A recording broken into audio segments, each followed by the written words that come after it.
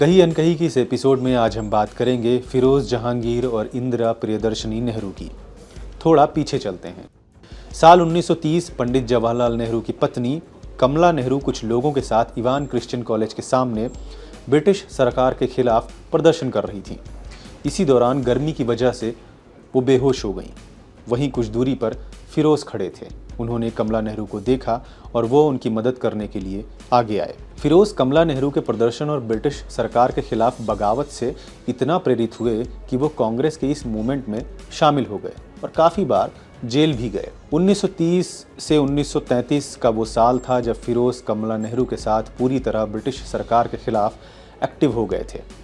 इसी बीच कई बार उनकी मुलाकात इंदिरा से हुई और एक दूसरे को वो चाहने लगे।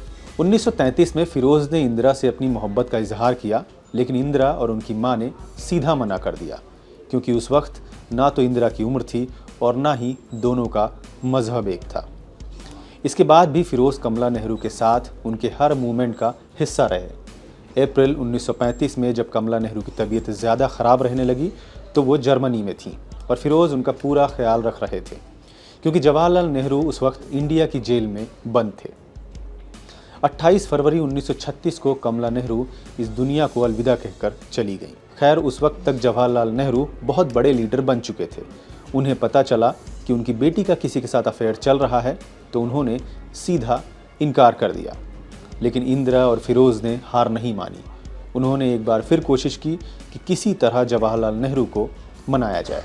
इसके बाद जवाहरलाल नेहरू महात्मा गांधी से मिले फिरोज़ और इंदिरा के सिलसिले में।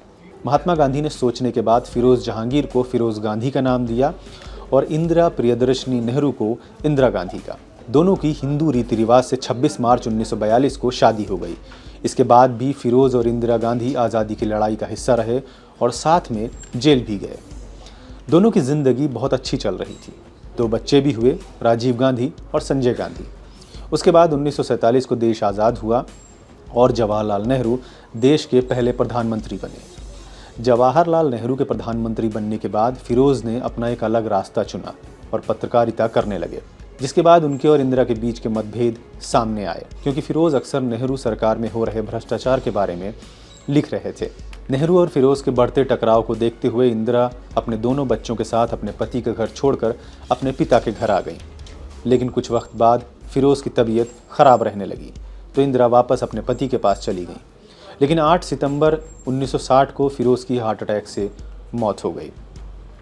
उनके देहांत के बाद इंदिरा वापस दिल्ली आई और पॉलिटिक्स में एक्टिव हो गई और वो देश की प्रधानमंत्री भी बनी। उम्मीद है आपको ये वीडियो पसंद आया होगा।